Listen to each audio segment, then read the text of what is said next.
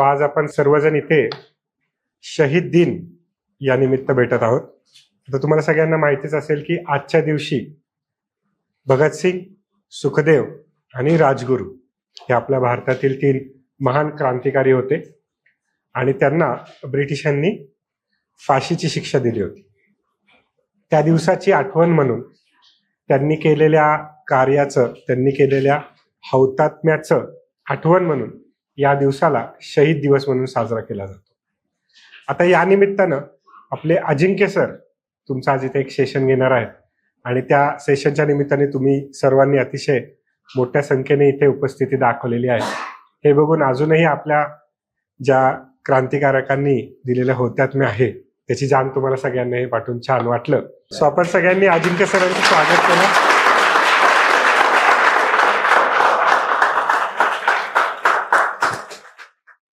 जो दिन पे बेटा हम लोग मिल रहे हैं तो शहीद दिवस, आई होप इसके बारे में बेटा आप लोगों को जानकारी होगी. वैसे आपको पता होगा अधिकृत तौर पे भारत में 2 शहीद दिवस होते हैं, है ना. पहला तो है आज का, पहला नहीं एक्चुअली दूसरा है, इसके पहले भी एक होता है. बता सकते हो कौन सा है?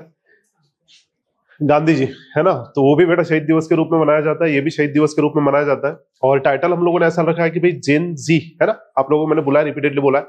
और इनको हम लोगों ने बोला है कि जेन आर बोले तो रिवॉल्यूशनरी जनरेशन है, कि अपने आप में सबके सब लेजेंडरी लोग रहे हैं और किस प्रकार ये लोगों का जीवन रहा और किस प्रकार बेटा प्रेरणा ये लोगों ने हमको दी है. हम लोग चर्चा करेंगे, इनका आइडियोलॉजी समझने का प्रयत्न करेंगे, इनके जो हम लोग बोल सकते हैं लिखान है, साहित्य है, वो समझने का प्रयत्न करेंगे. क्या क्या प्रमुख घटनाएं इनके दौरान हुई वो हम लोग समझने का ये करेंगे. और हम लोग मतलब मराठी है तो थोड़ा सा हमारा जो ये रहेगा ना पॉइंट ऑफ व्यू, वो बेटा हमारा महाराष्ट्र ओरिएंटेड रहेगा. नो डाउट कि बंगाल है, पंजाब है, महाराष्ट्र है, तो it was also main centre. तो ये ओरिएंटेशन से हम लोग जानकारी वहां पे प्राप्त करेंगे कि कौन कौन लोग थे और क्या क्या एक्टिविटीज बेटा वो लोगों ने वहां पे की है. तो शहीद दिवस वैसे 3 लोग है बेटा, 3 लोगों को मतलब एक साथ फांसी दी गई थी. उनके बाद उनका जो अंतिम संस्कार है वो भी एक साथ किया गया था. अंतिम संस्कार एक साथ करके उनकी जो एशेस है, म्हणजे मराठीत आपण त्याला म्हणतो अस्थि, हिंदी में भी हम लोग उसको अस्थि बोलते हैं बेटा. तो ये भी ना साथ में वहां पे हम लोग बोल सकते हैं कि अस्थि विसर्जन उसका किया गया. अगर आप लोग बेटा उनकी अस्थियों के दर्शन लेना चाहते हो तो पुणे के बहुत करीब आप ले सकते हो. बता सकते हो बेटा कहाँ पे होते हैं? Very good. राजगुरु नगर नाव ऐकलंय का तुम्ही? तो तिथे त्यांचा वाडा है, वहां पे अगर आप लोग जाओ तो वहां पे आप लोग उनकी अस्थि के दर्शन भी ले सकते हो. ठीक है. कि हु वेयर भगत सिंह, सुखदेव, चंद्रशेखर आजाद, राम प्रसाद बिस्मिल, जिसको हम लोग नाम देते हैं बेटा HRA और HSRA, क्योंकि 1950s के बाद थोड़ा सा यहाँ पे शांति है, बट 1920s के बाद यू विल फाइंड कि और भाई साहब रैपिड इसमें वहां पे बदलाव हो रहे हैं और रिवॉल्यूशनरी मूवमेंट एकदम एक्सेलरेट हो रही है. बता सकते हो क्या मुझे कि ये जो पहली फेज में है 1915 का जो पहला फेज है, उसमें गदर है, उसमें इंडिया हाउस है, उसमें सावरकर है, उसमें चापेकर है, उसमें अनुशीलन समिति है, उसमें खुदीराम बोस, प्रफुल्ल कुमार चाकी, वो सब लोग हैं. वो थोड़ा अर्ली फेज माना जाता है. और 1920s के बाद का जो है ना वो लेटर फेज माना जाता है. बता सकते हो बेटा रिवॉल्यूशनरी एक्टिविटी इतनी वहां पे हम लोग बोल सकते हैं एक्सेलरेट क्यों हुई, इतना रेट क्यों बढ़ा उसका? बताओ क्या कारण है? कारण नेशनल भी इंटरनेशनल भी. बताओ. वर्ल्ड वॉर खत्म हो गया, उसके बाद क्या हुआ? वेपनाइजेशन के अलावा एक बहुत बड़ा क्रांति हुई थी, वो क्रांति का परिणाम पूरी दुनिया में. बताओ बेटा. Very good. बोल्शेविक रिवॉल्यूशन, है ना. तो कम्युनिज्म है, सोशलिज्म है, आप लोग पढ़ते होंगे. क्या लगता है बेटा, बुढ़े लोगों को ज्यादा मजे आएगी या यंग लोगों को मजे आएगी? मारा काटी हो रही है, खून बहाया जा रहा है ना. लेनिन है, स्टालिन है, इस प्रकार के लोग हैं. मजे किसको आएगी बेटा? आप में क्या आधे बच्चे लेफ्टिस्ट होते हो, मुझे पता है. यूपीएससी प्रिपेयर करते करते सर्विस में जाने के बाद कुछ अलग बन जाते हो आप, वो बात अलग है ना. तो बड़ा इंटरेस्टिंग है. तो Russian revolution is the reason कि जहां पे भाई साहब ये जो यूथ है ये प्रेरणा ले रहा है. उसके अलावा वर्ल्ड वॉर 1 खत्म हो गया, वो भी एक रीजन है. बट और एक वहां पे नेशन वाइड भी रीजन है कि एक नया व्यक्ति था जो कि पॉलिटिक्स में पधार गया था और ये नए व्यक्ति का जो मेथड है, कुछ यंग बच्चों ने इसके ऊपर क्वेश्चन मार्क लगाए थे. बता सकते हो बेटा who was that man? Very good. Mahatma Gandhi. 1920 you will find कि 1920 के समय एक मूवमेंट किया गया, नॉन कॉपरेशन मूवमेंट. और ये मूवमेंट का वहां पे अगर आप फलित देखोगे तो ऐसा रहा कि चौरी चौरा हत्याकांड हुआ और चौरी चौरा के बाद मूवमेंट रोक दी गई. जानते हो बेटा, तो मूवमेंट वहां पे रोक दी गई. क्या था कि कुछ यूथ थे, कुछ यंग बच्चे थे 14, 15, 16 साल के, जो स्कूल जाते थे कि सुबह हो गई स्कूल जा रहे हैं. गांधी ने बोला बस हो गया बेटा, स्कूल छोड़ दो. इन्होंने बोला क्यों? ने बोला मूवमेंट करेंगे, वहां पे अपना खुद का जो एजुकेशन उसको प्रमोट करेंगे. बच्चों ने बोला ठीक है, स्कूल छोड़ रहे हैं. तो बच्चे स्कूल के बाहर आ गए. मुझे यू कैन इमेजिन, बच्चों ने करियर अपना दाव पे लगा दिया, बच्चों ने एजुकेशन छोड़ दिया. किसके कहने पे? गांधी. अब ये मस्त वहां पे मूवमेंट कर रहे हैं, फॉरेन क्लॉथ है जला दे, है ना, फॉरेन दारू की सारी ये दुकान है पिकेटिंग कर दे, पता नहीं क्या क्या कर रहे हैं, चरखा चला, ये चला वो चला, ब्रिटिशों के खिलाफ नारा लगा. बट अचानक से एक दिन वहां पे बापू ने कॉल किया कि चौरी चौरा हो गया, 22 लोग मर गए, मोमेंट रोक दो. ये बच्चे शौक का महत्व यहाँ पे थोड़ा समझ लो कि इनके ऊपर ना थोड़ा क्रिटिसिज्म भी है। क्रिटिसिज्म ये है कि they were not mature enough to understand Gandhian politics. No doubt कि ये क्रिटिसिज्म अगर आ रहा है कि they were not enough mature to understand Gandhian politics, तो मुझे बता सकते हो क्या किस स्कॉलर की तरफ से आएगा? मार्क्सिस्ट स्कॉलर की तरफ से आएगा या गांधीयन स्कॉलर की तरफ से आएगा? गांधीयन स्कॉलर, है ना, क्योंकि वो गांधी जी का उदो उदो करते हैं कि गांधी जी का पॉलिटिक्स इनको समझ, वो बात सत्य भी है कि गांधी जी का पॉलिटिक्स बेटा अभी तक भी समझ में नहीं आता, तो बच्चों को समझ में नहीं आया कि ऐसे कैसे मूवमेंट रोक दी। बच्चों का दिमाग घुमा, बच्चों का दिमाग घुमा, बच्चों ने सोचा कि नहीं यार, ये गांधी जी की जो मेथड है थोड़े प्रॉब्लमेटिक है, अपना कुछ तो अल्टरनेटिव तरीका ढूंढना पड़ेगा। तो at that time UP, Punjab, Bengal, Maharashtra, ये जो पूरा रीजन है, यहाँ पे अलग अलग रिवॉल्यूशनरी बच्चे आने लगे। अब ये ना पूरा ऐसा ट्रायंगल बनेगा कि पंजाब है, महाराष्ट्र है, यूपी है और इधर बेटा हमारा बंगाल है, ये पूरा ट्रायंगल बनेगा। फिर बच्चों ने सोचा कि कोई तो कॉमन प्लेस होना चाहिए जहां पे हम लोग आकर के मुलाकात करें, तो Kanpur has became centre of revolutionary, और कानपुर के बाजू में Varanasi, that was also became like centre of revolutionary, क्योंकि वाराणसी अगर आप देखोगे बेटा तो महाराष्ट्र के नागपुर से बड़ा नजदीक है। कितनी किलोमीटर माहिती है? 700 किलोमीटर है, मतलब नागपुर से जितना पुणे बेटा उतना ही आगे वहां से वाराणसी भी है, तो 700 किलोमीटर फक्त। अगर आप दिल्ली से देखोगे लगभग उतना ही अंतर है, अगर आप बंगाल से देखोगे लगभग उतना ही अंतर है। तो बड़ा बड़े सेंट्रल था कि सबको आने के लिए एक्सेसिबल है, वहां पे आकर के मुलाकात करेंगे। तो मेनुअल भारत में क्या हुआ कि कुछ लोग हैं जैसे कि जिनका एक नाम है सचिंद्र नाथ सन्याल, जिन्होंने किताब लिखा है, रिवॉल्यूशनरी लोगों का मैनुअल हुआ करता था, उसका नाम है बंदी जीवन, नाम सुना है क्या बेटा? और एक दूसरा किताब होता था जिसका नाम होता था कि मुक्ति कौन पते। ये किताबें बड़े प्रसिद्ध बनी। अब जब ये किताबें बड़ी वहां पे प्रसिद्ध बनते जा रही है, तो मीनवाइल एक संगठन का फॉर्मेशन किया गया और सचिंद्रनाथ सन्याल उसके प्रमुख मेंबर थे। वो संगठन का नाम है हिंदुस्तान रिपब्लिकन एसोसिएशन। तो HRA सचिंद्रनाथ सन्याल है, उसके बाद राम प्रसाद बिस्मिल है, उसके बाद चंद्रशेखर आजाद है, नाम सुना बेटा इनका, चंद्रशेखर आजाद, है ना। तो ऐसे अलग अलग लोग उसमें और भी हैं। चंद्रशेखर आजाद कुठले होते माहिती आहे का? नॉट प्रयागराज, MP चे होते। तो MP में मालवा के प्रदेश के थे चंद्रशेखर आजाद। वैसा इनका नाम ना बेटा चंद्रशेखर है, बट आजाद ये इनका रियल नाम नहीं है। बचपन में क्या होता पता है क्या कि 15-16 उम्र के रहेंगे, नॉन कॉपरेशन मूवमेंट में पार्टिसिपेट कर रहे हैं, नॉन कॉपरेशन में पार्टिसिपेट कर रहे हैं, ब्रिटिशों ने पकड़ लिया, पकड़ करके इनके हाथ में हथकड़ी लगाई। तो जैसे हथकड़ी लगाई, आजाद के हाथ में हथकड़ी ठहरी नहीं, छोटा बच्चा था वो, हाथ से ना हथकड़ी ऐसी फिसल गई। अब हथकड़ी फिसल गई, लोग हंसने लगे, क्या है मैंने एवढा सा है, हाथ से हथकड़ी निकल जा रही है। बोले इनको बड़ा ह्यूमिलेटेड लगा कि मेरा हाथ इतना छोटा कैसे है, लेकिन बोले ब्रिटिशों की हथकड़ी मुझे टच नहीं कर पाई। तो मैं कसम खाता हूं बोले कि दुश्मनों के गोलियां का सामना हम करेंगे, आजाद है, आजाद रहेंगे। आज हथकड़ी ने टच नहीं किया, जीवन में कभी टच नहीं कर पाएगी। तो आजाद वहां पे MP में बढ़े। बचपन में उनका जो बचपन वो भील के बच्चों के साथ गया। भील बोले तो बेटा आदिवासी होते हैं। वैसे ये जो व्यक्ति है इनका नाम है चंद्रशेखर तिवारी। जब ब्रिटिशों ने पकड़ा था ना, जब वो हथकड़ी फिसल गई थी बेटा हाथ से, तो तब ब्रिटिश पुलिस ने उनसे नाम पूछा था कि नाम क्या है तेरा, तो उन्होंने बोला था कि मेरा नाम है आजाद, और माता पिता बोले स्वतंत्रता, तो तब से इनका नाम ही पड़ गया आजाद। ये आदमी एक्चुअली रिवॉल्यूशनरीज का आइडल है, मतलब जो हमारे आइडल है भगत सिंह, सुखदेव, राजगुरु, इनके आइडल चंद्रशेखर आजाद है, क्योंकि इनका बचपन से लेकर तो मृत्यु तक अगर आप देखोगे ना, एक्स्ट्राऑर्डिनरी जीवन आदमी ने जिया है। मतलब इनको बोला जाता है कि he was like God father of the disguise, कि कब वो भेष बदल लेंगे, कब आकर के आपके साथ मिलेंगे, कब बाहर निकल जाएंगे, आपको पता भी नहीं चला। इतना वो खतरनाक आदमी होता था। बचपन में तो एक बार ऐसा भी हुआ था कि ट्रेन पे बैठ के जा रहे थे, पहले बेटा ट्रेन अपनी स्टीम इंजन छैया वाली है ना, ऊपर बैठे हुए थे, ऊपर बैठे हैं। अब वहां पे ब्रिटिश बच्चे आ गए कि उठा रहे, हमारा बसायचा है। आजाद ने बोला हम लोग बैठे हैं, इतनी बड़ी ट्रेन है, कहीं तिकड़े बसा मैंने तुम्हें, है ना। तो वो लोगों ने बोल दिया कि हम तो यही बैठेंगे। आजाद ने बोला हम बैठे हुए हैं, हम उठने वाले नहीं। तो इनके मित्र थे, वो डर के वहां से भाग गए। ब्रिटिश लोग वहीं पे थे, ब्रिटिश बोल रहे हैं कि उतर जा, ये मना कर रहा है कि मैं नहीं उतरूंगा। तो ब्रिटिशों की और उनकी थोड़ी हाथापाई हो गई। हाथापाई का मतलब ये है कि आजाद बोले तो बेटा उनके जमाने के सनी देओल है कि सातों को सात मारूंगा, एक साथ मारूंगा, सबके सब ब्रिटिशों को ऊपर से नीचे फेंक दिया। तो terror kind of guy was. तो ये आजाद है, वो भी इसमें मेंबर है। उसके बाद राम प्रसाद बिस्मिल है, वो भी इसमें मेंबर है। अशफाक उल्लाह खान ये भी इसमें मेंबर है। ये जो बेटा हमारा राम प्रसाद बिस्मिल है, तो राम प्रसाद बिस्मिल वैसे हिंदू व्यक्ति है, बड़े बिस्मिल जब कविता है वो लिखते थे तो अपना नाम वो आगे लगाया करते थे। यूथ है वो पोएट बेटा उनके अंदर है ही है। मतलब सभी रिवॉल्यूशनरी अगर आप देखोगे वो सबके सब पोएट भी है। अशफाक उल्लाह खान ये बेटा राम प्रसाद बिस्मिल से उनके कॉलेज में मिलते हैं। राम प्रसाद बिस्मिल जो है ना, तो आर्य समाज के मेंबर है। अब आर्य समाज आप लोगों ने पढ़ा होगा कि आर्य समाज में एक क्रिटिसिज्म है, बताओ क्या क्रिटिसिज्म है? नॉट आइडियोलॉजी, आइडियोलॉजी बेटा क्रिटिसिज्म नहीं है, बड़ी अच्छी है एक्चुअली उनके तो, है ना। कि जात को मानते हैं कि आर्य समाज नहीं मानते, है ना। अंधविश्वास को मानते हैं कि आर्य समाज, अंधविश्वास कितना बेटा कांड करता है देख रहे हैं मराठी लोग, है ना। अच्छी आइडियोलॉजी, उसमें प्रॉब्लम नहीं है। एक थोड़ा प्रॉब्लमेटिक चीज है जिसके ऊपर कुछ लोग क्रिटिक करते हैं, बता सकते हो कौन सी मूवमेंट है? हाँ हाँ, वेरी गुड, किसी ने हल्की आवाज में बराबर बोला, शुद्धि नाम सुना है?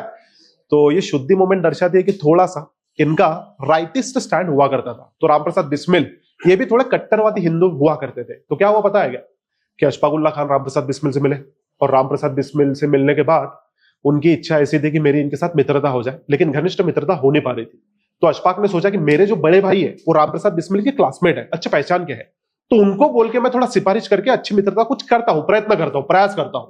तो अशफाक ने अपने बड़े भाई से बोला कि भैया यार पंडित जी से मुलाकात करवा दो एक बार। उनको पंडित जी बोलते थे लोग, आजाद को भी पंडित बोलते थे, इनको भी पंडित बोलते थे, कि पंडित जी से एक बार मुलाकात करवा दो। अशफाक के बड़े भाई ने बोला कि देख यार वो आर्य समाजिस्ट है, वो ना मुसलमानों को ज्यादा एंटरटेन नहीं करते।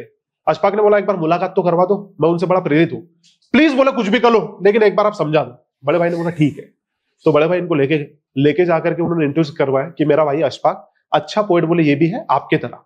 तो अशफाक उल्लाह ने अपना जब इंट्रोडक्शन दिया, उन्होंने ना ऐसा पोएटिक तरीके से इंट्रोडक्शन दिया, तो बिस्मिल साहब को बड़ा पसंद आया। बिस्मिल साहब ने भी जब रिप्लाई दिया वो पोएटिक तरीके से दिया, और इसके बाद पूरा लाइफ, पूरा बोले तो बेटा मरने तक ये लोगों ने पोएटिक अंदाज में ही बात की, चुपचाप नहीं बोला चाहिए कि जेवला का है, वैसा नहीं, पोएटिक अंदाज से इनका आता था। तो बाकी लोग एकदम प्रेरणा लेते थे कि यार कितने जबरदस्त से लोग, इनकी मित्रता हो गई।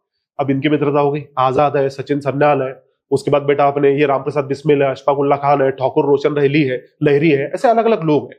अब ये लोगों ने डिसाइड किया कि HRA उद्देश्य है कि भारत को रिपब्लिक वहां पे बनाना है। भारत भाई साहब जब रिपब्लिक बनेगा, ब्रिटिशों का शासन यहां से भगाना है, और क्रांति करने के लिए पैसा चाहिए। पैसा कहां से आएगा? तो पता चला कि ब्रिटिश ट्रेजरी है, ट्रांसपोर्ट होती है, और ट्रांसपोर्ट होकर के काकोरी नाम की एक जगह है, वहां पे ट्रेन रुकती है। बोले ठीक है। तो 1925 की घटना है, जब 1925 की घटना आई, जला अपन मन तो काकोरी रॉबरी नाम सुना बेटा आप लोगों ने, है ना? तो Kakori is the name of the place. Train थी, ट्रेन जा रही थी, उसको रोकी गई। तो उसको रोका गया, प्लान ऐसा था कि चंद्रशेखर आजाद इसमें शुमार है, रामप्रसाद बिस्मिल इसमें शुमार है, अशफाक उल्लाह खान इसमें शुमार है, ठाकुर रोशन सिंह इसमें शुमार है, और भी बड़े सारे लोग इसमें शुमार थे। हर आदमी को अपना काम दिया गया कि आजाद है, आजाद बोले तो फिजिकली फिट, सातों का साथ एक साथ मारूंगा। उनके ऊपर कार्य था कि कोई अगर रोकने आए ठोक दे, पीट दे। उन्होंने बोला ठीक है। अशफाक उल्लाह का कार्य यह था कि भाई साहब तुझे सिग्नल मिलेगा, जैसे सिग्नल मिला तू ट्रेन को रोक दे। और ये जो हमारे आजाद थे पहले सिग्नल देने वाले थे और बाद में सबको निपटाने वाले थे, तो ऐसे सबके कार्य वहां पे बटे हुए थे। अब आजाद ने देखा कि ट्रेन में कौन है, क्या है, कहां रुकने वाली है। आजाद को पता चला कि नहीं यार, आज ना एक पूरी बोगी भर के पुलिस आया है, क्योंकि पुलिस को पता चला था कि बच्चे ट्रेन शायद लूट सकते हैं। अब डू रिमेंबर कि इनको ना लूटर मत समझ लेना। एक्चुअली इनका आइडियोलॉजी क्या है? इनका आइडियोलॉजी ये है कि ब्रिटिश लोग जो ट्रेजरी इधर से उधर लेके जा रहे हैं, जो पैसा ब्रिटिशों का है, क्या लगता है बेटा उनका लीगल अधिकार है उसके ऊपर? एक्चुअली रियल जो लूटर है वो ब्रिटिश है, हम लोग लूटर नहीं है। हम हमारी संपत्ति के ऊपर अपना अधिकार दिखा रहे हैं, तो उनके नजर में वो लूटर नहीं है। तो अल्टीमेटली ऐसा हुआ कि काकोरी में वो ट्रेन है, ट्रेन जैसे आई, आजाद ने देखा बहुत पुलिसमैन है। अब आजाद ऊपर थे, ऊपर से उन्होंने ऐसा नीचे मुंडी की, अशफाक नीचे बैठा हुआ था, अशफाक को बोला कि ऐसा ऐसा कर दे, रहने दे रहने दे रहने दे, कुछ तो बोला।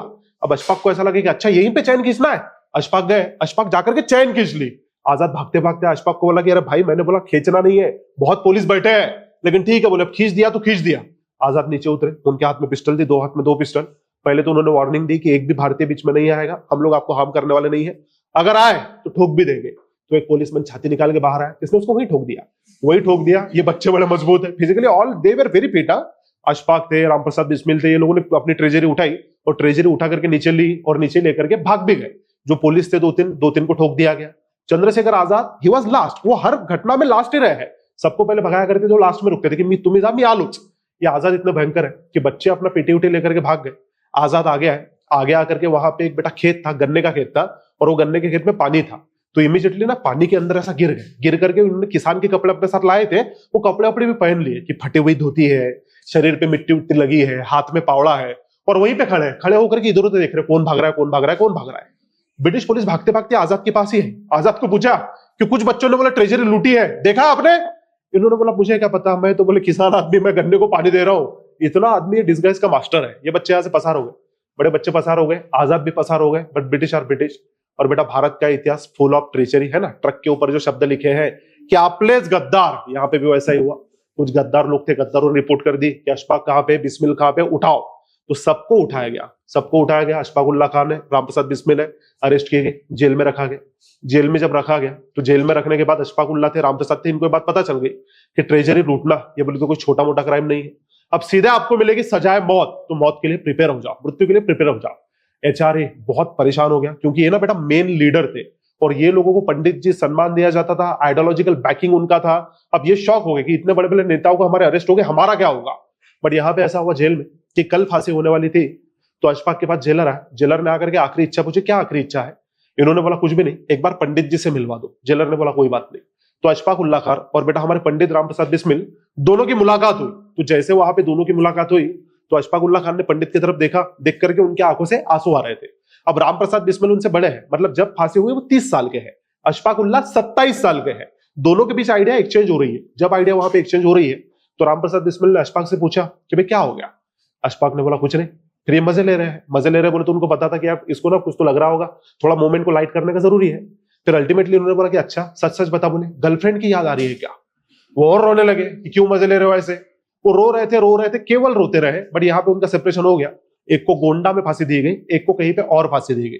तो जब फांसी वासी दी गई, तो वहां पे ना अशफाक उल्ला का बेटा लास्ट जो उन्होंने लिखा था, वो लास्ट लिखी हुई पंक्तियां सामने आई। क्यों रो रहे थे वो बता दे। तो अशफाक उल्ला खान ऐसा बोलते हैं कि भाई जाऊंगा खाली हाथ, लेकिन दर्द साथ ही जाएगा, कि न जाने कब हिंदुस्तान आजाद वतन कहलाएगा। बिस्मिल हिंदू है, कहते हैं मैं फिर आऊंगा, फिर आके है भारत में तुझको आजाद करवाऊंगा। मैं मुसलमान हूं, मजहब से बन जाता हूं, पुनर्जन्म की बात नहीं कर पाता। हाँ, मिले जो अल्लाह कहीं, तो मैं जन्नत के बदले पुनर्जन्म मांग लूंगा। मैं लक्ष्य देता का वाई ही वाज क्राइंग बेटा, गर्लफ्रेंड की याद आ रही थी क्या।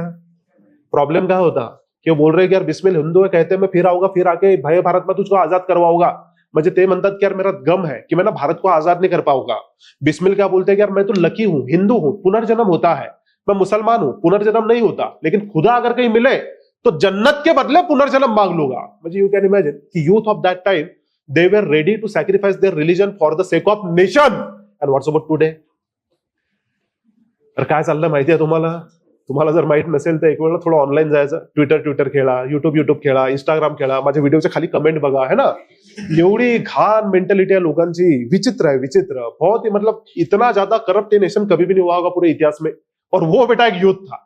बट यहाँ पे अल्टीमेटली दोनों का सैक्रिफाइस हो गया। ये बेटा वही हमारे राम प्रसाद बिस्मिल साहब है कि जिन्होंने लिखा है कि सरफरोशी की तमन्ना अब हमारे दिल में है, कि देखना है जोर कितना बाजुए कातिल में है, कि खून से खेलेगे होली गर वतन मुश्किल में है। समझता तुम्हाला आजचा यूथ आपला उनसे ही खेल रहा है बेटा होली, बट कुछ अलग प्रकार का खून है इनका। तो बोलने का मतलब ये है कि कुछ इतिहासकार इस पे थोड़ा मतभेद भी रखते हैं कि राम प्रसाद बिस्मिल ने लिखा नहीं था, उन्होंने गाया था। एक शाहिर अजीमाबादी है, उनके वो बोल है, किसी के भी रहेंगे, doesn't matter, but no doubt बेटा वो नेशनलिस्ट बोल है। राम प्रसाद बिस्मिल चले गए और ये जो हमारा HRA है थोड़ा हॉलो हो गया। But very fortunately for the HRA कि अब जो नया यूथ है इसको टेक ओवर करता है।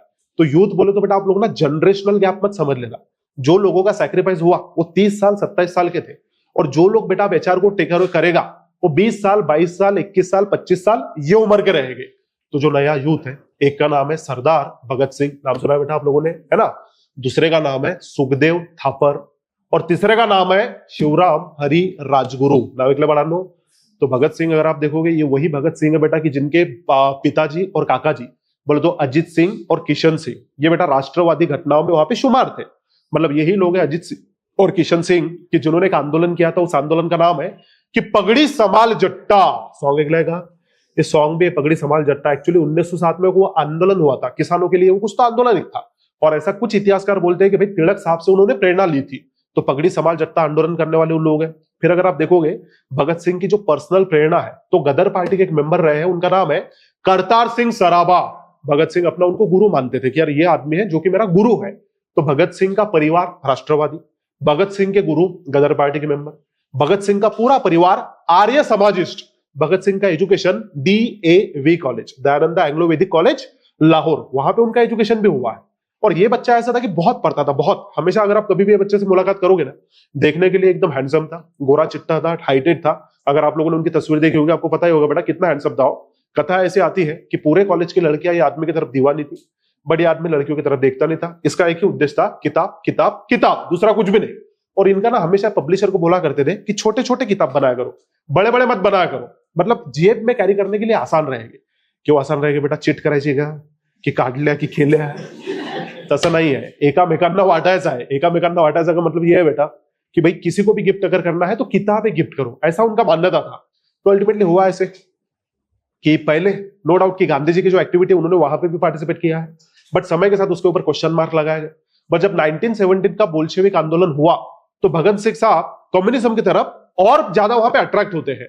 और नो डाउट बेटा हमारे भगत सिंह अगर आप देखोगे तो हार्ड कोर कम्युनिस्ट व्यक्ति है।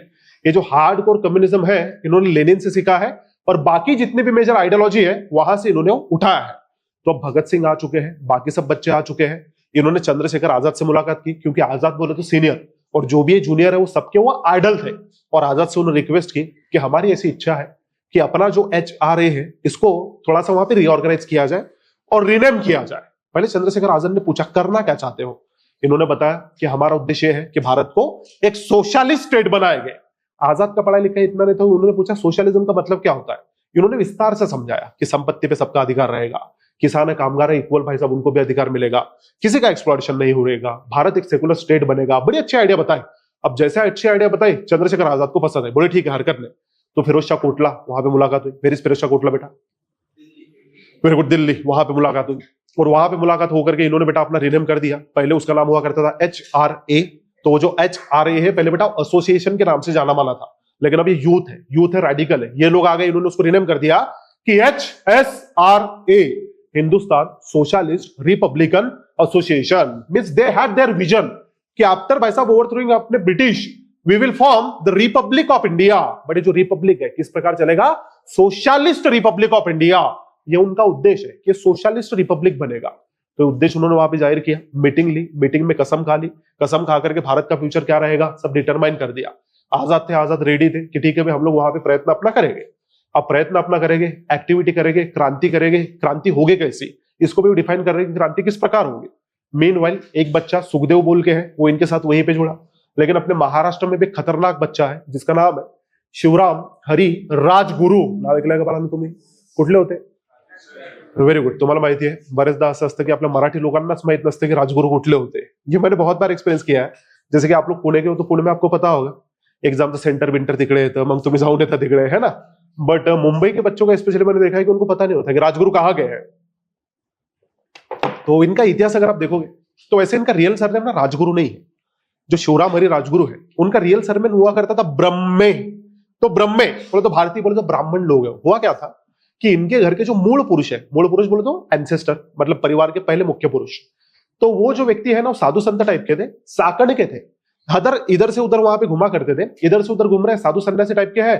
तो वो जो कच्चेश्वर स्वामी लोगों ने उनको नाम दिया था, ये कच्चेश्वर बोले तो हमारे राजगुरु के मूल पुरुष। उनकी मुलाकात हमारे छत्रपति शाहू के साथ हुई। छत्रपति शाहू बोले तो थोरले शाहू, उनके साथ। तो थोरले शाहू ने उनको बोला कि ठीक है तुम्ही इनाम थोड़ा माझ्याकडून ठेवा। तो इनाम में बेटा उनको हमारा खेड बोले तो आज का राजगुरुनगर, इनाम में बेटा वाकी त्याच्या बाजूला से गांव है और ऐसे 2-4 गांव और उनको दे दिए और उनको एक वाड़ा बना दिया। तो आज का बेटा जो राजगुरु वाड़ा आप देखते हो ये एक्चुअली छत्रपति शाहू महाराज ने बना के दिया है। क्योंकि राजगुरु ये जो पहले व्यक्ति है कच्चेश्वर स्वामी, उनका ब्रह्मे टाइटल अब राजगुरु में भी बदल गया। राजगुरु इसका मतलब होता है कि राज पुरोहित, राजांचे गुरु, उनको टैगलाइन मिली थी। तो वहीं पे रहते थे। ये जब वहां पे पल पल के बेटा बड़े हो रहे तो राजगुरु का ऐसा था कि पिताजी उनके पहले उनकी डेथ हो गई थी। उनके जो बड़े भाई है, बड़े भाई का नाम था गंगाधर। तो बड़े भाई को वेरी फॉर्चुनेटली फॉर हिम कि अपने पुणे में उनको सर्विस भी लगी थी। तो पहले चाकन में थी, चाकन के बाद वो पुणे थे। तो इनका बचपन अगर आप देखोगे बचपन राजगुरुनगर में एक नदी है, बता सकते हो क्या नाम है? अरे गरीब हो, हाँ बरोबर बोललो, कोणीतरी एकदम हलक्या आवाजात बरोबर बोललो, बताओ। भीमा है ना, तो भीमा बाळांनो भीमा। तो भीमा नदी तिकडे यांचं म्हणजे खेळणं बाळगणं सगळं हे चालायचं। स्कूल में इनको अजिबात इंटरेस्ट नहीं था। इंग्लिश लैंग्वेज इनको बिल्कुल नहीं आती थी। इंग्लिश लैंग्वेज में लिटरली इनको 100 में से 13 मार्क ही मिले थे। तो तब से डर गए थे कि नहीं बाबा इंग्लिश का नाथ खुला। बट इनके बड़े भाई जो टैलेंटेड थे, बड़े भाई ने अपने टैलेंट के जोर पे एक सरकारी नौकरी हासिल कर ली। पहले वो चाकन में, बाद में पुणे में आ गए। इनका भी वैसा हुआ कि पहले चाकन में है, राजगुरुनगर में है, बाद में पुणे में आ गए। तो पुणे में आ गए, पुणे में आकर के अपने बड़े भाई इनके साथ रहते थे। लेकिन वही टिपिकली इनका जो नोटोरियस एटीट्यूड है यहाँ पे भी देखने मिलता है कि खेलेंगे, किसी के साथ मस्ती करेंगे, किसी को पीट देंगे। बड़ा नोटोरियस टाइप का बच्चा था, किसी की बात नहीं मानता था। इवन एक दिन ऐसा हुआ कि माँ ने इनको बोला कि बेटा जा और जा करके तू ना घासलेट लेके आ। Do you know the meaning of घासलेट? रॉकेल, हाँ केरोसिन है ना। तो रॉकेल घेऊन ये बने। अब इनको 2 आने दिए गए, वो 2 आने दे करके बोले लॉकेल लेके आ। ये आदमी निकल गया। अब वो जमाने में ऐसा था बेटा एडिसनचा दिवा सगळ्यांकडे तो नव्हता। फिर घर पे आपके लाइट नहीं है, इन्होंने पैसे लिए, पैसे लेकर के बाहर गए। तो बाहर कुछ बच्चे ना गिल्ली डंडा खेल रहे थे। तो राजगुरु भी वहीं पे गिल्ली डंडा खेलते बैठे कि चला आता गिल्ली डंडा खेलो। ते खेळता खेळता रात्र झाली, अंधार पडला, घरात यांच्या दिवा नाही, कंदील नाही. बडा भाई घर पे आया, घर पे देखा तो अंधकार अंधकार. आई कुठे आहे? आई बाहेर आहे. बोले कंदील का नाही लावला? बोले तो गेलाय अजून परतच नाही आला म्हणे. बोले का नहीं? क्या माहिती म्हणे, बाहर जाऊन बघ. तो बड़े भाई इनके बाहर गए, बाहर जाके देखा तो क्या कि राजगुरु वहां पे बैठ के गिल्ली डंडा खेल रहे हैं. इन्होंने वही डंडा लिया और वही डंडे से पहले पीट दिया कि बेटा क्या बदतमीजी है, तुझे रॉकेट लाने भेजा था, अभी क्यों नहीं लाया? तो बोले दादा विसर लो, मला खेळात मजा येत होती. तो बड़े भाई ने इनको शिक्षा करी, घर पे बुला करके उनको मुर्गा बनाया. अब ये ना बड़े स्वाभिमानी है कि सबके सामने पीट दिया, मुर्गा बना दिया, घर छोड़ के चला जाऊंगा, ये कर दूंगा, वो कर दूंगा. प्लान बना रहे लेकिन पैसे नहीं है घर छोड़ने के लिए. नेक्स्ट डे मॉर्निंग, अब छोटे बच्चे घर के बेटा, आपको बताओ घर के सारे काम यही करते हैं. तो नेक्स्ट डे मॉर्निंग इनके माता ने उनको और 2 आने दिए कि बेटा जा और जाके XYZ कुछ तो सामान ला. अब इनके पास 2 आने आए, इनके पास ऑलरेडी एक आना था, कहां से लाया था पता नहीं, अब 3 आने हो गए. ही थॉट कि यार 3 आने में घर से पलायन शक्य है, तो उन्होंने 3 आने लिए. 3 आने लेकर के इनका पलायन अब इन्होंने शुरू कर दिया. जाना था काशी. 3 आने में पहुंच पाओगे क्या बेटा? 3 आने में वहां तक नहीं पहुंच पाओगे. तो पहले पुणे से चाकन गए, चाकन से नारायणगांव गए, नारायणगांव से नासिक गए, वहीं पे सारे पैसे खत्म भी हो गए. फिर वहां पे पैसे खत्म हो गए, कोई तो पंडित जी मिले, उन्होंने वहां पे गंगा के घाट पे, गंगा पे आपका गोदावरीचा घाट है, वहां पे इनको और पैसे दिए कि बेटा पैसे के आने जा. इन्होंने पैसे लिए और पैसे लेके समहाउ काशी पहुंच गए. इधर माँ परेशान की कशाला त्याला त्रास दिला, बघ घर सोडून तो पळून गेला है ना. बड़ा भैया की चिंता नको करू, 3 आने में बोले कहां तक ही जा पाएगा, जल्दी लौट के वापस आ जाएगा, ज्यादा दूर नहीं जाएगा. तो काशी पहुंचे और काशी पहुंच करके इन्होंने लेटर लिखे कि बड़े भैया माँ चिंता मत करो, मैं काशी आ चुका हूं, अब आगे का अध्ययन मैं काशी में करूंगा. मेरा उद्देश्य है कि वैदिक शास्त्रों का यहाँ पे पढ़ाई करना, ये मेरा उद्देश्य है. तो बड़ा भाई ने बोला कि अरे 3 आने तू तिथपर्यंत गेला म्हणे, तो पुढे जाणार हा असं म्हणे दिसतात म्हणे येऊ. माने बोला ठीक है बाबा, गेला तर गेला. तो वहां पे गए, वहां पे जाकर अगर आप देखोगे तो जो हमारे मराठी ब्राह्मण है उनका अच्छा दबदबा काशी में उस जमाने में भी था. और शिवराम हरि राजगुरु अगर आप देखोगे वो भी मराठी ब्राह्मण ही है. तो वहां पे जाकर के वेद का पठन शुरू कर दिया, वहां पे जाकर के जिम मारना शुरू कर दिया. अखाड़ा इनको बड़ा प्रिय था, तो अभी अखाड़े में जा रहे हैं, जिम विम वहां पे कर रहे हैं. धीरे धीरे करके ऐसा हुआ कि अपना सर्वाइवल खुद ये वहां पे चलाने लगे. मतलब लोगों को व्यायाम सिखाते थे, तो व्यायाम सिखा रहे, अपना जो कुछ भी है वो खुद चला रहे. बट बड़े भाई को पता चला कि इसको वहां पे हार्डशिप झेलना पड़ रही है. बड़े भाई भी घर से इनको कुछ पैसा भेज देते थे, तो वहां पे अध्ययन कर रहे हैं, अध्ययन करते करते करते पैसा संपत्ति आते जा रही है. बट मीनवाइल क्या हुआ कि वहीं पे इनकी मुलाकात हुई बाबाराव सावरकर से. आई होप बेटा बाबाराव सावरकर आप जानते हो. तो बाबाराव सावरकर और इनकी जब मुलाकात होकर के आपस में अच्छे आइडिया वहां पे एक्सचेंज हुई. और बाबाराव सावरकर ने बोला कि हमने पहले क्या किया है, फ्यूचर में क्या करना चाहते हैं, तू क्या कर. तू बोले शरीर यष्टि बना. उन्होंने बोला यहाँ पे बना रहा हूं. बोले नहीं, तू यहाँ पे जो बना रहा है ना, तो ये कैसा हो रहा है कि ये ना कोई प्रॉपर प्लान नहीं है. कोई बोला ऐसा मिशन मोड पे काम नहीं चल रहा, तू तेरे मर्जी का काम कर रहा है, अच्छे से कार्य कर. इन्होंने बोला अच्छे से कार्य कहां पे करूं? ने बोले तू अमरावती जा, अमरावती में एक व्यायामशाला है, वो व्यायामशाला का नाम है HVPM, मतलब आज का हनुमान व्यायाम प्रसारक मंडल. नाम ऐकलंय का? तो जो हनुमान व्यायाम प्रसारक मंडल है वहां जा, वहां पे शिक्षण अर्जित कर. बोले किस बात का? नहीं बोले तू वहां जा तो सही, वहां पे जाने के बाद तुझे कुछ व्यक्ति मिलेंगे, वो आप सिखाई देंगे तुझे किस बात का शिक्षण अर्जन करना है. तो अमरावती आ गए, अमरावती आकर के बेटा अखाड़ा मारने लगे. अमरावती आकर के अखाड़ा मारने लगे. वहां पे एक देशपांडे बोल के इनको एक व्यक्ति मिले. ये जो देशपांडे बोल के व्यक्ति है, इनके बड़े अच्छे मित्र बने. लिटरली ये लोग ऐसा करते थे कि यहाँ पे पूरा जो अपना रिवोल्यूशनरी ट्रेनिंग है वो लेना इन्होंने शुरू कर दिया कि जंगल में पैदल घूमेंगे. अमरावती के पीछे तो ना माल टेकड़ीचा एरिया, उसके बाद में उधर वो छतरी तालाब, अभी का उसको क्या नाम है मुझे पता नहीं, नवनीत राणा ने कुछ तो अलग नाम उसको दे दिया. बट छतरी तालाब बिला उधर का एरिया अगर आप देखो ना, वहां पे टेकड़ी बिकड़ी है. तो वहां पे रात में जाते थे, बिन चप्पल का जाते थे, बिन चप्पल जा रहे हैं, जानबूझ के कांटे के ऊपर पैर रखेंगे. मतलब पेशेंस अपने बढ़ा रहे थे कि तकलीफ अगर हुई कुछ फर्क नहीं पड़ेगा. लिटरली चींटियों की जो टिल्ले होते थे, मराठी में वारुड म्हणतो अपन त्याला, उसके ऊपर बैठ जाते थे कि बैठेंगे, चींटियां बाहर आएगी, काटेगी, हमको कुछ भी नहीं होगा. तो चुपचाप ऐसा वो बैठते थे कि चींटियां काटेगी, जो भी तकलीफ दी जा रही है सब सहन करेंगे. शमशान में जाके रात के समय दोनों अकेले ही बैठते थे. वही शमशान में बेटा एक बहुत बड़ी विहीर थी, उसमें जाकर के तैरा करते थे. अच्छा केवल तैर नहीं रहे, उसके अंदर से गायब भी होकर बैठते थे कि कौन कितने देर तक श्वास अपना कंट्रोल करेगा. अगर आप बेटा राजगुरु का ये देखोगे ना, ये देखो राजगुरु है. अब यहाँ पे ना इनका चित्र थोड़ा नीचे कट हो गया. आप लोग ना केवल उसका ये साइज देखना, ये उससे आपको अंदाज लग जाएगा फिजिकल फिटनेस उनका कैसा रहेगा. जैसे आप मेरा देखो, ऐसा सुखड़ा हुआ नजर आएगा आपको. बट अगर राजगुरु देखोगे बेटा, देखो यहाँ पे विजिबल भी होगा, है ना, तो एकदम मजबूत, एकदम तगड़ा. कारण ये था फिजिकल फिटनेस, स्विमिंग कर रहे हैं, चल रहे हैं, अखाड़ा मार रहे हैं, जिम मार रहे हैं. बट अब अमरावती में जो कार्य के लिए इनको भेजा गया था, वो कार्य इनको पता चला कि आकोट बोले तो बेटा हिवरखेड़ नाम का एक गांव है अकोला जिला में. वहां के एक व्यक्ति थे जिनका नाम है लच्छू लाल. ये लच्छू लाल की मुलाकात हुई हमारे राजगुरु के साथ. और राजगुरु के साथ जब मुलाकात हुई, उन्होंने राजगुरु को बोला कि राजगुरु देखो, बोले अगर ब्रिटिशों का खात्मा करना है तो गन का सहायता लेना पड़ेगी. राजगुरु ने बोला हाँ बात तो बराबर. फिर गन का सहायता लेना पड़ेगी। बोला गन आपके पास है क्या? बोले नहीं। आपके पास है क्या? लच्छू ने बोला हाँ। बोले मुझे भी सिखाओ। तो लच्छू लाल इज द वन जो कि राजगुरु को बेटा ट्रेनिंग देते हैं कि गन कैसे चलाना है। तो गन चलाने की ट्रेनिंग दी जा रही है, गन चलाने की ट्रेनिंग ये लेते जा रहे हैं, और गन चलाते चलाते चलाते लगभग ऐसा हुआ कि जो बेटा हमारे शिवराम हरि राजगुरु है वो भारत के बने शार्पेस्ट शूटर। और ये क्रेडिट जाता है बेटा हमारे अमरावती के एचपीएम को, उन्होंने उनको बनाया है शार्पेस्ट शूटर। तो जब ये शार्पेस्ट शूटर बने, शार्पेस्ट शूटर बनने के बाद वापस आए, वापस काशी में आके अब इनकी मुलाकात हुई आजाद के साथ। तो आजाद बोले तो बेटा इनके सबके रोल मॉडल है। जैसे आजाद से मिले, आजाद से मिलकर के बड़ी इन्होंने प्रेरणा ली। प्रेरणा लेकर के इन्होंने आजाद से पूछा भी कि तुम क्या करते हो? आजाद ने बोला मैं वही करता हूं जो तुझे पता नहीं है, और तुझे भी वही करना है बोले जो किसी को पता नहीं रहेगा। फिर वो करना क्या है? बोले क्रांति करना है, और क्रांति बोले सबको बताई नहीं जाती। बोले बात सही है, मैं करूंगा, ये भी करूंगा।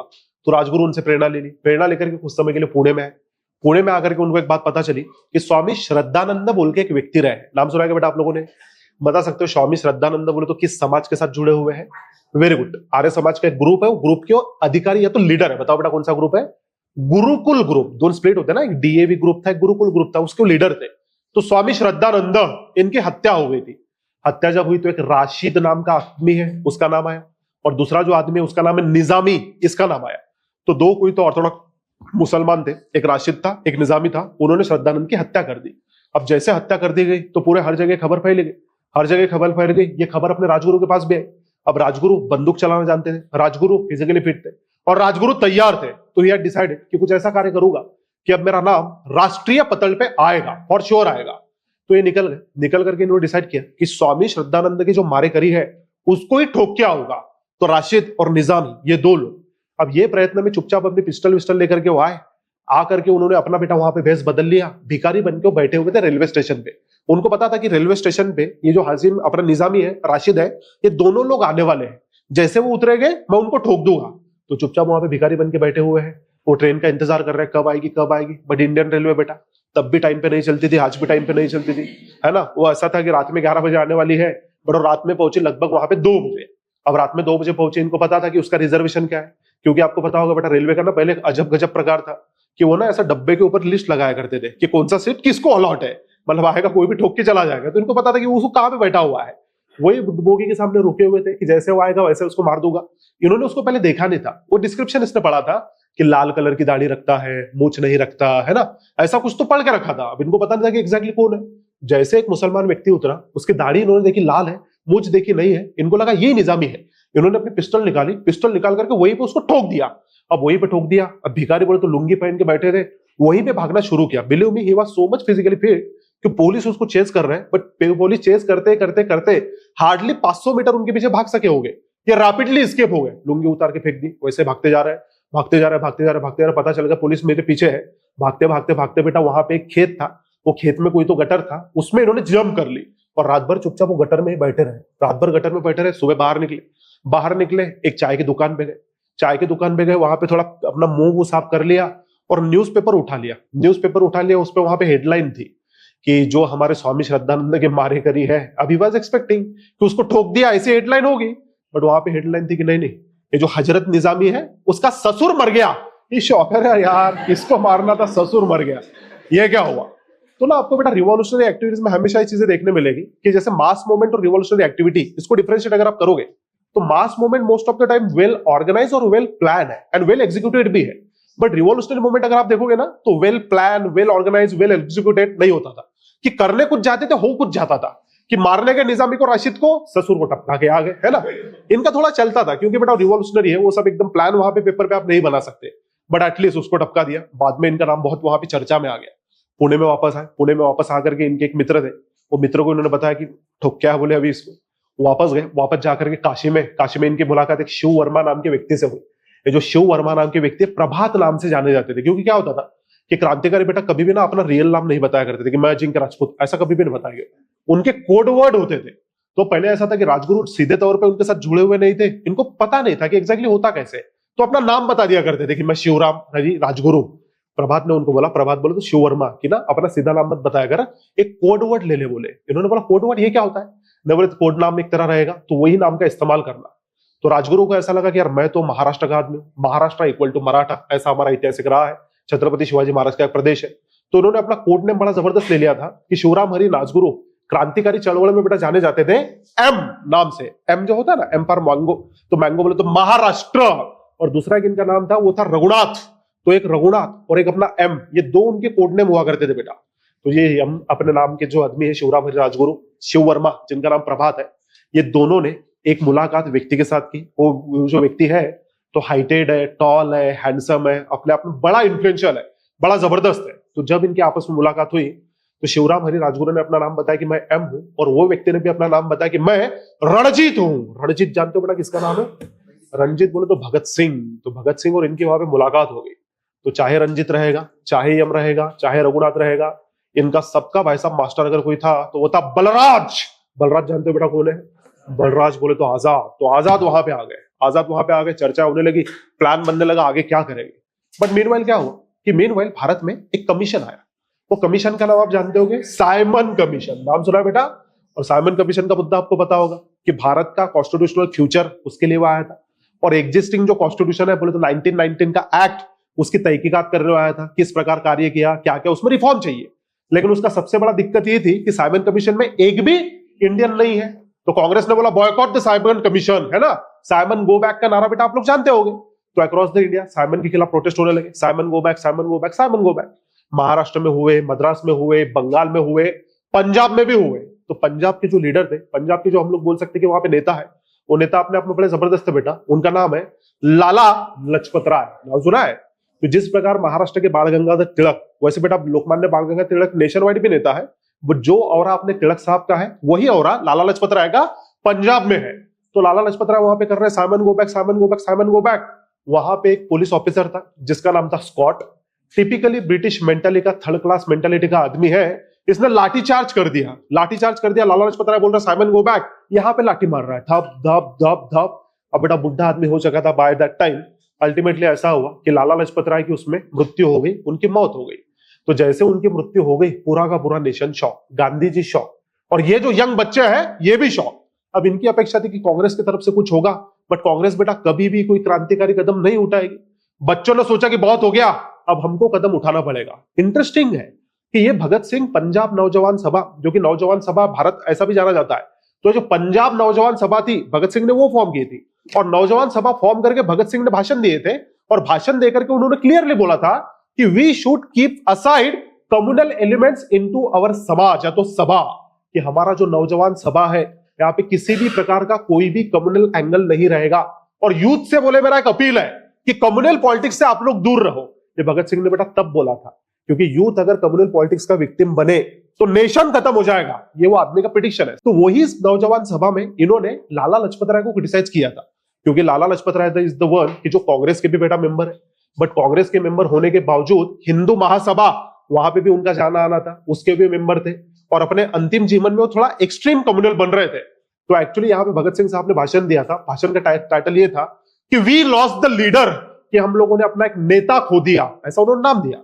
अब जब नेता खो दिया ऐसा नाम दिया, बोले तो basically he criticise Lala Lajpat Rai. But वही भगत सिंह है जो बोलते हैं कि we should avenge the death of Lala Lajpat Rai, क्योंकि लाला लजपत राय एक बड़े महान हमारे नेता रहे हैं, और इतने थर्ड क्लास अधिकारी के हाथ से वो मृत्यु डिजर्व नहीं करते। तो प्लान बनाया गया। प्लान ये था कि पहले ना बैंक लूटेंगे, बैंक लूट के पैसा लाएंगे। अब बैंक लूटेंगे, जब प्लान बनाया गया तो उसमें लिस्ट निकाली गई कौन कौन लोग मेरे साथ आएंगे। तो भगत सिंह ने पहला अपना नाम बोला, बाद में चंद्रशेखर आजाद का नाम बोला, बाद में अपना शिव वहां पे वर्मा का नाम बोला, बाद में भगवती चरण वोरा का नाम बोला, राजगुरु का नाम बोला, सबका नाम बोला। और यहाँ पे बेटा राजगुरु का नाम ही नहीं आया। तो राजगुरु एकदम परेशान हो गए कि मेरा नाम क्यों नहीं है। भगत सिंह ने बोला भाई तेरा नाम पर्पसफुली नहीं है, क्योंकि तू आता है बोले किसी की बात की सुनता नहीं, तू घर पे रहेगा बोले। इसका दिमाग खराब हुआ। फिर राजगुरु खड़े हुए, राजगुरु खड़े होकर के भगत सिंह को बोलने लगे मैंने क्या करना है बोले। फिर टिपिकली मराठी में रिप्लाई दे दिया उन्होंने कि बोले मी का तुमचे कपडे सांभाळू का, फक्त तुम्ही जाऊन कार्य करायचे, मी नाही येणार का। भगत सिंह ने बोला रुको, आपके ऊपर बड़ी जिम्मेवारी डालने वाले हैं। फिर खुश होगा, अच्छा बड़ी जिम्मेवारी, कुछ तो मिलेगा आगे।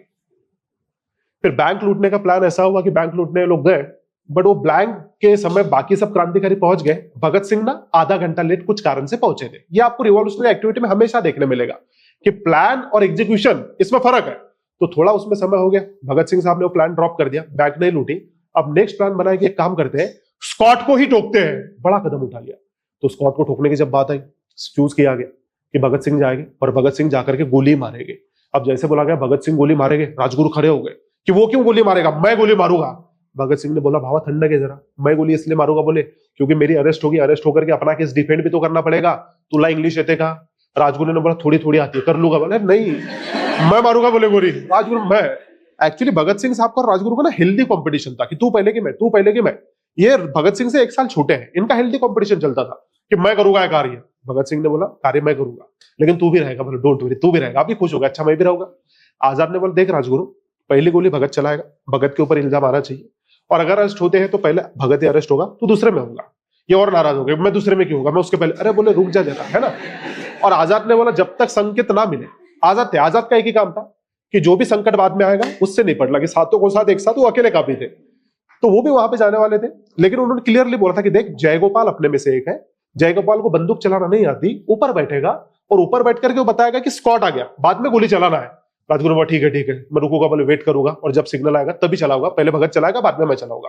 आजाद ने बोला रेडी? बोले हाँ कोई बात नहीं। तो डीएवी कॉलेज, इनको पता चला कि स्कॉट वहां पे सुबह सुबह आता है। जयगोपाल इनमें के व्यक्ति है, ऊपर बैठे हुए थे, ऊपर बैठ करके देख रहे थे कि कोई ब्रिटिश ऑफिसर आ रहा है क्या। ये जो अपने भगत सिंह साहब है, भगत सिंह के साथ राजगुरु साहब है, नीचे साइकिल लेके बैठे हुए थे। अब राजगुरु के पास ना पिस्टल ना एक नहीं होती थी, पूरा का पूरा शरीर उनका पिस्टल का दुकान होता था, क्योंकि वो बेटा शार्पेस्ट शूटर है, without any doubt, without any doubt. Azad भी मानते थे, भगत भी मानते थे, बट दिक्कत यह है कि हाइपर बड़े हैं, किसी की बाप की बात नहीं मानते कि मारना है तो मारना है। अभी वेट कर रहे कब आएगा कब आएगा कब आएगा। इनके हाथ में भी पिस्टल है, चुपचाप से रुमाल के नीचे है। भगत सिंह के भी हाथ में पिस्टल है, वो भी रुमाल के नीचे है। जयगोपाल वहां पे वेट कर रहा है कि आए क्या आए क्या हो जाएगा। तो जयगोपाल को एक मोटरसाइकिल की आवाज सुनाई दी। अब मोटरसाइकिल वो जमाने ब्रिटिश ऑफिसर रखते थे।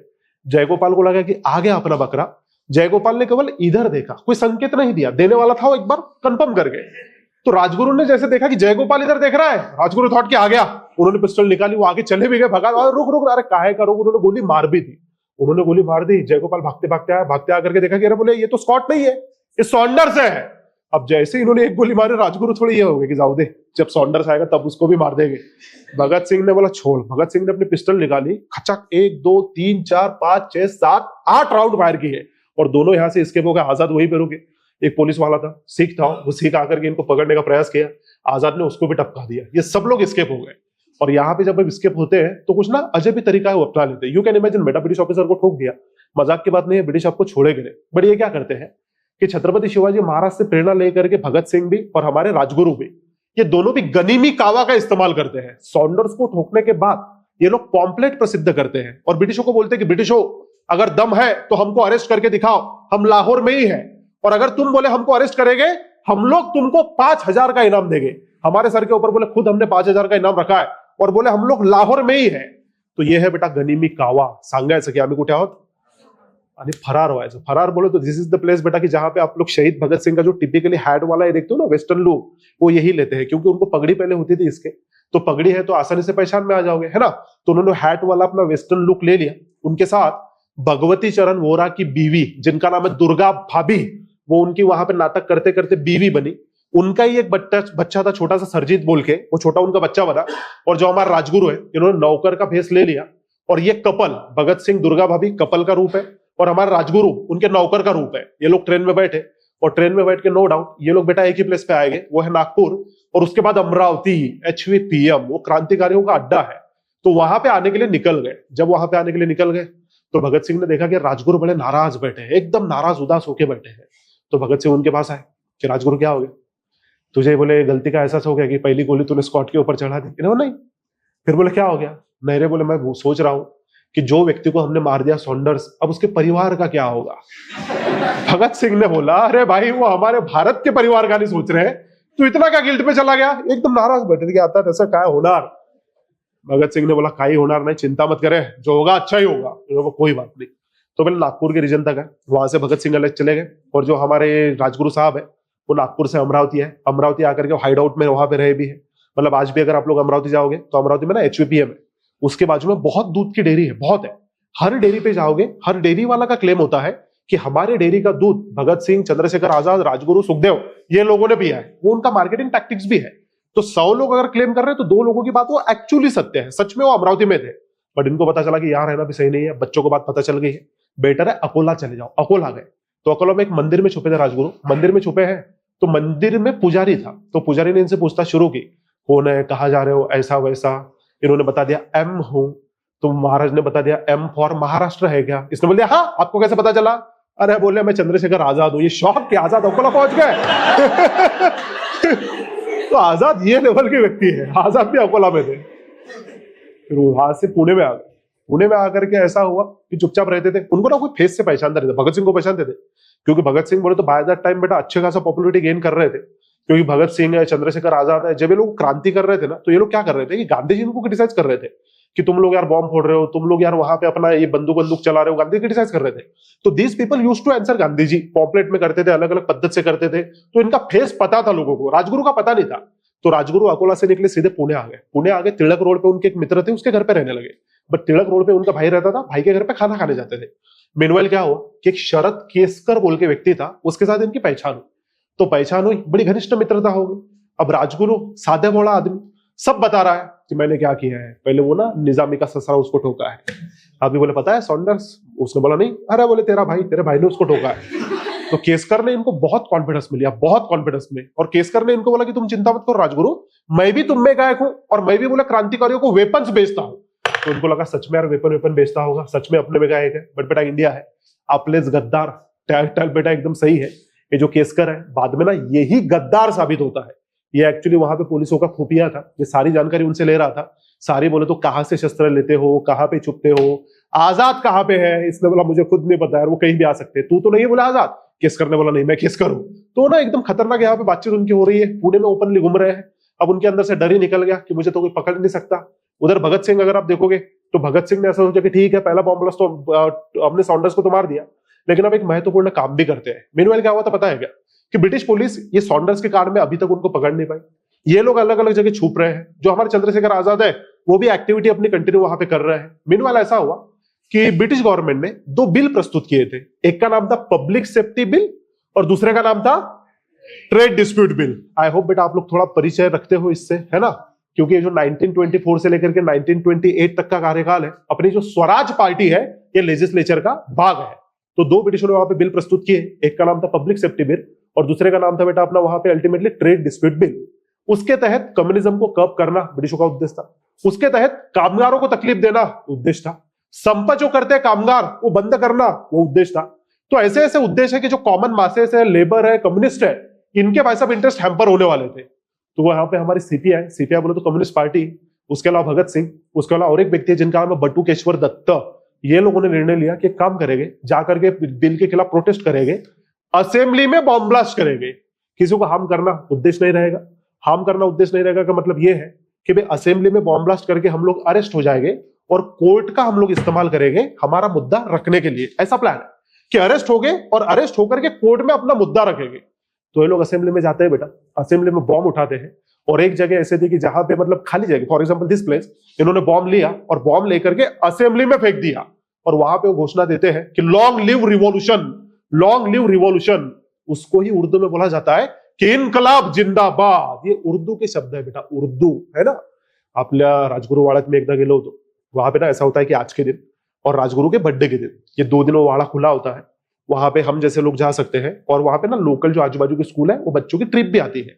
तो बच्चों की ट्रिप आई थी, बच्चों के साथ उनके मास्टर भी थे। तो बच्चों ने वहां पे पढ़ा इनकलाब जिंदाबाद। तो बच्चों ने मास्टर से पूछा कि मास्टर इसका क्या मतलब है? मास्टर ने भी पढ़ा कि इनकलाब जिंदाबाद। बच्चों ने बोला हाँ अर्थ क्या है? फिर मास्टर ने बोला इनकलाब जिंदाबाद। बच्चों ने भी जोर से बोला इनकलाब। अरे बोले अर्थ क्या है जैसा? मास्टर ने बोला कि अपना जो स्वतंत्रता संग्राम है उसका घोष वाक्य है। बोले बच्चों ने बोला वो तो हमको भी पता है, उसका मतलब क्या है? क्या मतलब बेटा उसका? लॉन्ग लिव रिवॉल्यूशन, इनकलाब इज क्रांति। तो वहां पे इन्होंने बेटा वो नारा दे दिया, उनको अरेस्ट हुए। बट गांधी जी को बड़ा बुरा लगा। गांधी जी ने बच्चों को क्रिटिसाइज किया कि क्या जरूरत है बोले बॉम्ब वॉम्ब फोड़ रहे हो असेंबली में जाकर के, क्या जरूरत है बोले वायलेंस का इस्तेमाल कर रहे हो। अब गांधी जी जैसा है बोला, हमारे जो सरकार थे चंद्रशेखर आजाद, उनका दिमाग घुमा। वो भगवती चरण वोरा के पास है, क्योंकि वोरा को इंग्लिश बहुत अच्छी आती थी, लिखना भी आती थी। बोले पेन ले पेपर ले। वोरा ने बोला क्या हो गया? ने बोले पॉम्पलेट लिख। बोले क्या नाम दो? बोले नाम दे फिलोसॉफी ऑफ बॉम्ब। तो philosophy of bomb Chandrashekhar Azad और बेटा भगवती चरण वोरा ये दोनों मिलके लिखते हैं और वहां पे दर्शाते हैं कि आपका रास्ता अहिंसा का होगा, फर्क नहीं पड़ता, अच्छा है। हमारा रास्ता क्रांति का है, हमारी अपनी आइडियोलॉजी है, उससे भी आपको कोई फर्क पड़ना नहीं चाहिए। तो अपने आइडियोलॉजी को डिफेंड करने का प्रयास है। लेकिन ब्रिटिश लोग देख रहे हैं कि इनका आइडियोलॉजी भी है, इनका फ्यूचर भी है। ये लोग रिप्लेस करना चाहते हैं ब्रिटिश एम्पायर को और भारत को सोशलिस्ट स्टेट बनाना चाहते हैं। क्या लगता है बेटा, ब्रिटिश लोग इनको बाहर रखेंगे, पकड़ लेंगे? ब्रिटिश किसको डरते थे बेटा? वो भगत सिंह को डर रहे हैं या उनके आइडियोलॉजी को डर रहे हैं? आइडियोलॉजी कम्युनिज्म है, सोशलिज्म है, तो दे वर अफ्रेड कि रशिया उधर बन चुका है, ये भी अगर भारत बन गया तो वैसा पूछो मत, चाइना में भी दिख रहा है, वियतनाम में भी दिख रहा है, बहुत बड़ा संकट आ जाएगा। तो ब्रिटिशों ने तय किया कि चाहे कुछ भी हो जाए इनको उठाया जाएगा। तो बेटा गद्दार ने रिपोर्ट कर दी कि ये सब लोग कहां छुपे हैं। भगत सिंह को उठा लिया गया, बटुकेश्वर दत्ता को उठा लिया गया, सुखदेव को उठा लिया गया। जो शरद केसकर का मैंने नाम आपको बोला, तो राजगुरु के बारे में उसी ने खबर दी और उसी ने ही अरेस्ट करवा दिया था। तो राजगुरु को उठा करके पहले येरोड़ा में रखा गया। राजगुरु ने पहला सवाल ये किया कि भगत सिंह, सुखदेव, इनको अरेस्ट किया क्या? बोले हाँ। बोले कहां पे? बोले लाहौर जेल में। फिर बोले मैं कब जा रहा हूं, मैं यहाँ पे अकेला नहीं रहूंगा। बोले ब्रिटिशों में चिंता मत कर, तुझे भी भेजेंगे। तो बाद में इनको भी लाहौर भेज दिया गया। तो लाहौर में ये सब लोग साथ में आ गए, सुखदेव है, भगत सिंह है, राजगुरु है, आजाद लेकिन अभी भी पकड़ में नहीं है। आजाद अभी भी बाहर है, बाहर रह के अपने कार्य अभी भी वहां पे कर ही रहे हैं। ब्रिटिश परेशान है कि कुछ भी करके उनको पकड़ना पड़ेगा। तो जतिन दास बोल के व्यक्ति रहे, वो पकड़े गए। बटुकेश्वर दत्त बोल के व्यक्ति रहे, वो पकड़े गए। बटुकेश्वर दत्त को अंडमान के जेल में भेजा गया था। बटुकेश्वर दत्त का जीवन अगर आप देखोगे तो बाद में बेटा उन्होंने क्रांति को गिव अप कर दिया था। वो जब अंडमान से बाहर निकले, 11 साल के बाद वो बाहर निकलते हैं। 11 साल के बाद बाहर निकल करके वो 1942 क्विट इंडिया, उसमें पार्टिसिपेट भी करते हैं। और वही बटुकेश्वर दत्त है कि आजादी के बाद वो बीमार होते हैं।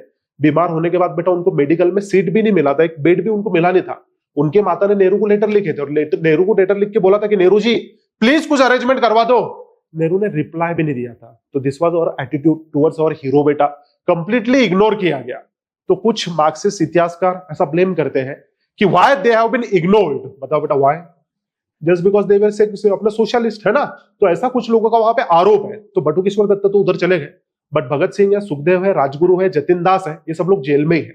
जेल में उनके ऊपर किए जा रहा है अत्याचार, जेल में उनके ऊपर किया जा रहा है हरासमेंट, एक्सट्रीम टॉर्चर इनको किया जा रहा है। इनको ऐसा लगा था कि यार हम लोग जेल का प्रयोग क्या करेंगे, कोर्ट का हम लोग प्रयोग करेंगे, कोर्ट में जाएंगे, हमारा आइडियोलॉजी, हमारा आर्गुमेंट हम लोग डिफेंड करेंगे, क्योंकि भगत सिंह है, इंग्लिश आती है, हम लोग समझाएंगे हमारा प्रयास क्या है। मतलब वो कोर्ट को भी और वो इंडियन लोगों को भी, लोगों सबको वहां पे पता चलेगा। तो ऐसा हुआ कि पहले इनकी ट्रायल शुरू हुई। भगत सिंह बड़ा अच्छी बात करते थे, he was very good orator. तो people used to gather inside the court. तो कोर्ट में ना बड़ा हंगामा होता था। तो बड़ा हंगामा बोले तो जब लोग ये आते थे, गाना गाते आते थे कि मेरा रंग दे बसंती चोला, गाना गाते गाते आ रहे हैं, कि सरफरोशी की तमन्ना। तो बाकी के जो लोग हैं वो भी गाना गाते थे। जज परेशान कि भाई सिंगिंग कंपटीशन चल रहा है इनका, पहले वो ही कर लो तुम। मैं बोले कब बात करूं? फिर ये वहां से बात करते थे, नारे वारे देते थे, जय हिंद जय हिंद, पता नहीं क्या क्या करते थे। तो जज ने बोला बहुत हो गया, ओपन ट्रायल तुम लोगों का नहीं होगा, क्लोज ट्रायल होगा। तो अगेन यहाँ पे बेटा अपना एक गद्दार नाम आदमी यहाँ पे भी था, उसका नाम कुछ तो ज्योतिंद्र ऐसा कुछ तो नाम है, मुझे एग्जैक्टली नाम उसका नहीं याद आ रहा। तो ज्योतिंद्र है या तो भूतिंद्र है, ऐसा कुछ तो उसका नाम है, भूतिंद्र है प्रोबेबली। तो वो एक आदमी था, उसने इनको बता दिया कि यही लोग हैं, बॉम्ब वॉम्ब बनाते हैं, मुझे भी प्रेशराइज करते हैं। इवन जो जय गोपाल थे वो भी थोड़े कमजोर निकले, उन्होंने भी बता दिया कि हाँ यार हम लोग इसमें इन्वॉल्व है। तो ब्रिटिशों को वो ना एकदम स्ट्रॉन्ग आर्गुमेंट मिला कि हाँ यार यही लोगों ने बॉम्ब भी बनाया है और ये लोगों ने सॉन्डर्स को भी मारा है। अब बेटा यू कैन इमेजिन कि लेजिस्लेचर में बॉम्ब ब्लास्ट करना छोटा क्राइम है, बड़ा क्राइम है, बहुत बड़ा। और उससे भी बड़ा यह है कि आपने सॉन्डर्स को भी मारा है, तो you are criminal in the eyes of British. But ये लोग बोलते थे कि we are not the criminal, we are political prisoner, कि राजकीय कैदी हम लोग हैं, बाकी कैदियों की तरह ट्रीट मत करो। राजकीय कैदी का मतलब जानते हो क्या बेटा आप लोग? संजय राउत की किताब पढ़ा है क्या आप लोगों ने? है ना? तो राजकीय कैदी का मतलब ये होता है कि भाई साहब हमको अच्छे जेल में रखो, हमको वहां पे पढ़ने की सुविधा दो, हमको लिखने की सुविधा दो, है ना, हमको अखबार दो, हमको किताबें दो, थोड़ी बेटर ट्रीटमेंट होती है, तो ट्रीट अस रिस्पेक्टफुली। ब्रिटिशों ने बोला no, you are criminal, criminal की तरह ही बहता होगा। पर्पसफुली उनको गंदा खाना देते थे, गंदा खाना उनको खाने लगाते थे। इन्होंने बोला हम नहीं खाएंगे। तो यहाँ पे ना ये गांधी जी को रिप्लाई भी देते हैं कि गांधी जी को तो वहां पे फास्ट कर रहे हैं ना, उपवास कर रहे हैं, हम भी उपवास करेंगे। मतलब इनमें का एक बच्चा तो इतने एडवांस लेवल पे गया, इतने एडवांस लेवल पे कि खाना पीना त्यागी करते थे। ब्रिटिश क्या करते थे कि जानबूझ के ना फोर्सफुली गले में पाइप डालेंगे, पाइप डाल के दूध डाल देंगे, लिक्विड खाना डाल देंगे कि इनकी जान नहीं जाना चाहिए। ये बच्चे इतने स्ट्रांग है। मैंने मतलब आपको बोला भी कि ट्रेनिंग किस प्रकार लेते थे कि चप्पल निकाल के घूमेंगे, टिकड़ी पे जाएंगे, नीचे आएंगे, चीटियों के ऊपर बैठ जाएंगे। तो ब्रिटिश जो अत्याचार करते थे कि बर्फ के सिल्ले पे सुला रहे हैं, फटके मार रहे हैं, इनको कुछ भी नहीं होता था क्योंकि ये ट्रेन थे उसके लिए। तो ब्रिटिशों ने सोचा ठीक है गंदा खाना खिलाएंगे, ये लोगों ने बोला हम उपवास करेंगे। ब्रिटिशों ने बोला उपवास करेंगे, फोर्सफुली मुंह में डालेंगे खाना, तो फोर्सफुली डाल रहे हैं। बट एक आदमी जिसका नाम है जतिन दास, खाने को तैयार ही नहीं है, खाने को तैयार नहीं, उपवास कर रहा है। उपवास करते करते लगभग 50+ डेज का उपवास है। अब यू कैन इमेजिन बेटा 50 मिनट से ज्यादा तुम लोग खाते नहीं हो, तुम मर जाते हो। तो ये आदमी 50+ डेज तब तक इसका उपवास है। तो one of the longest fast in Indian history है बेटा। बट इतने दिन खाना अगर नहीं खाओगे तो आपकी मृत्यु तो कंफर्म है। तो शहीद हो गए। जब ये शहीद हो गए पूरे भारत में खबर फैल गई, गांधी जी तक भी खबर आई। गांधी जी ने बोला कि मैं उपवास करता हूं, मेरी मृत्यु हुई है क्या अभी तक? अरे गांधी जी की मृत्यु हुई है क्या उपवास से बेटा, है ना? उपवास का इस्तेमाल भी करना आना चाहिए। जिद क्यों कर रहे हो मेरे खिलाफ? बच्चों ने बोला हमको पता नहीं, बट तुम्हारे आइडियोलॉजी के थ्रू हम भी तुमको उत्तर देंगे। जतिन दास की बॉडी ली गई, और जतिन दास की बॉडी बेटा आपको पता होगा कि ट्रेन में जब भी बॉडी ट्रांसपोर्ट होती है ना, वो गुड्स में होती है, गुड्स कैरियर में। तो गुड्स कैरियर में इनकी बॉडी रखी गई, लाहौर से कलकत्ता की तरफ वो जा रही थी। जहां जहां जतिन दास की बॉडी आती थी, लाखों की संख्या में लोग गैदर होते थे। ब्रिटिश लोग ना सब देख रहे थे कि यार इनके प्रति लोगों का सॉफ्ट कॉर्नर बनते जा रहा है, तो शहीद के तरह उनको बेटा वहां पे हम लोग बोल सकते हैं अंतिम संस्कार दिए गए। बट भगत सिंह अंदर है, राजगुरु अंदर है, सुखदेव अंदर है। तय हो गया था कि लगभग इनको फांसी होने वाली है। मीनवाइल एक दिन राजगुरु की माता उनसे मिलने, और राजगुरु की माता मिलने जेल में आकर के बोलती है कि कुछ पता चला क्या, जज ने कुछ बोला क्या कि उम्र कैद होने वाली है कि फांसी की सजा होने वाली है? राजगुरु ने बोला शुभ बातें कर। और मां ने बोला शुभ बातें? हाँ। बोले कैसे बातें कर रही, उम्र कैद की, फांसी होना चाहिए बोले। और अगर मुझे फांसी हुई तो पेड़े बांट देना, उम्र कैद में कौन सड़ेगा बोले वहां पे। मतलब ये दिखाता है कि they were mentally prepared for the फांसी, for the ultimate sacrifice. Even इनके माता पिता भगत सिंह के वहां पे आए थे, और वो आकर के उनसे बोले थे कि बेटा तेरी शादी की उम्र हो रही है, क्योंकि ट्रायल के बारे में बाहर पता नहीं चलता था कि एग्जैक्टली क्या हो रहा है। तो माता पिता वहां पे आकर के बोला करते थे कि बेटा तेरी शादी की उम्र निकली जा रही है, अब शादी कब करेगा? तो भगत सिंह ने बड़ा लेजेंडरी जवाब दिया कि अब मेरी दुल्हन क्या है, आजादी है बोले मेरी दुल्हन, है ना। माता पिता वहां से हताश होकर के चले गए। But this is the time कि जहां पे भगत सिंह अभी भी अंदर पढ़ रहे हैं। उन्होंने अपनी जेल डायरी लिखी है। तो जेल डायरी बोले तो बेटा ऐसा कोई विस्तार वाला बुक नहीं है, उनके नोट्स है कि क्या पढ़ा कुछ नोट्स निकाल लिया, क्या पढ़ा कुछ नोट्स निकाल लिया। जैसे आप लोग लेक्चर में बैठते हो ना, कभी मैं डिक्टेट करता हूँ लिखते हो, कभी कभी आराम करते हो, है ना। तो वैसा नहीं है, वो पढ़ते जा रहे लिखते जा रहे, पढ़ते जा रहे लिखते जा रहे। आप लोग पढ़ के देखना कि उनका कितना वाइड रीडिंग है, उसमें भी उनका अध्ययन चल रहा है। दिस इज द टाइम कि जहां पे भगत सिंह आज के यूथ को भी अपना ये करते एड्रेस करते, और वो क्लियरली बोलते हैं कि जो यूथ है आप लोग नेशनल मूवमेंट में जाओ, बट क्रांतिकारी मूवमेंट में जाओ या मास मूवमेंट में जाओ, क्रांतिकारी मूवमेंट में जाओ, मास मूवमेंट में जाओ, मास मूवमेंट में जाओ। वो क्लियरली बोलते हैं कि revolution not like cult of bomb and the pistol, वहां पे आने की जरूरत नहीं है बोले, आप शांतिपूर्वक कार्य से जाओ, देश हित में कार्य करो। वो क्लियरली सबको वहां पे अपील भी करते हैं।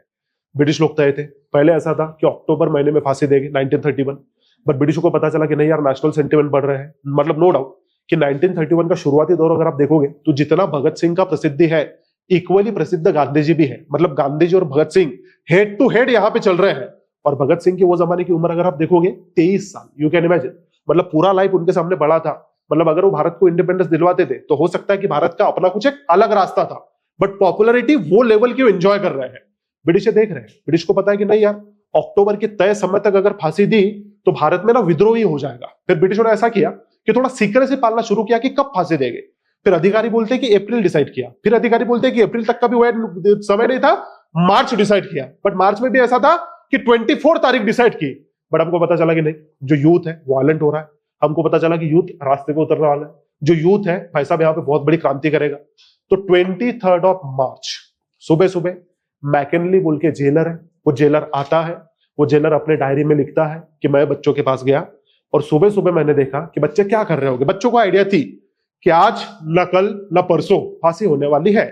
बच्चों ने क्या करना चाहिए बेटा, अध्ययन करना चाहिए या आराम करना चाहिए। जैसे आप लोग पढ़ाई क्यों करते हो, ऑप्शन नहीं है, है ना। ये इंटरेस्ट है आपको कि नहीं सर मुझे तो मजा आती है।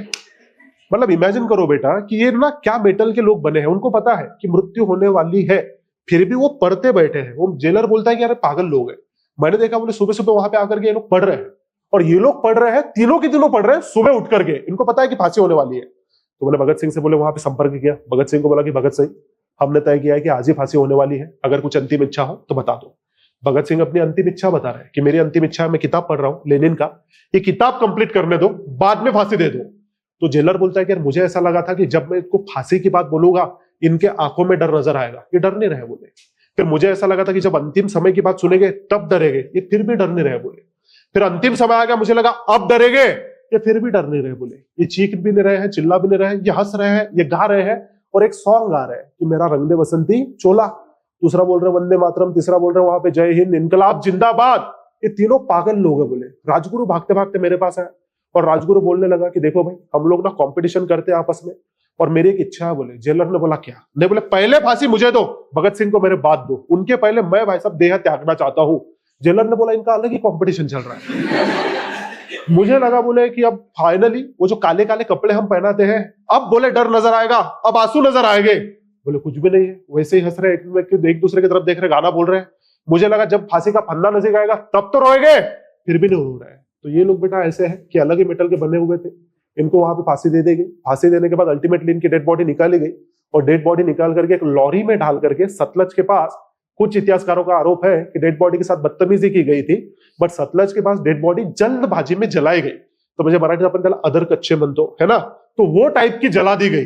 तो वहां पे जैसे ये मतलब ये देखने लगा धुआं हुआ निकल रहा है, गांव के लोगों ने देखा कुछ तो हुआ है, गांव के लोग भागते हैं, ब्रिटिश लोग वहां से भाग गए, और उनकी जो अस्थियां है, तो बेटा ये ना लिटरली इंसेपरेबल है कि जीवन भर भी साथ रहे और अंतिम दम तक भी है साथ रहे। तो हमारे आजाद जो है, आजाद इसके कुछ दिन पहले मतलब 27 फेब 1931 अल्फ्रेड पार्क बोल के वहां पे कानपुर में जगह है, तो वहां पे किसी ने खबर दे दी थी कि अल्फ्रेड पार्क में आजाद बैठे हैं। बट आजाद का प्रॉमिस था कि भाई साहब दुश्मनों की गोलियां का सामना हम करेंगे, आजाद है आजाद रहेंगे, कभी ब्रिटिशों के हाथ नहीं लगूंगा। तो उन्होंने बेटा अपनी कोल्ट राइफल निकाली, और कोल्ट राइफल बोल रहा हूँ, कोल्ट पिस्टल निकाली, और वही पिस्टल से आजाद ने अपने आप को गोली मार दी थी। तो आजाद की मृत्यु वहां पे कानपुर में हुई, इनकी मृत्यु बेटा लाहौर में हुई, लेकिन इनकी जो अस्थियां है वो कलेक्टिवली बेटा एक साथ ही रही। तो आजाद जाते जाते बोला करते थे कि भाई अब भी जिसका खून ना खौला खून नहीं वो पानी है, जो देश के काम ना आए वो बेकार जवानी है। थैंक यू वेरी मच बेटा।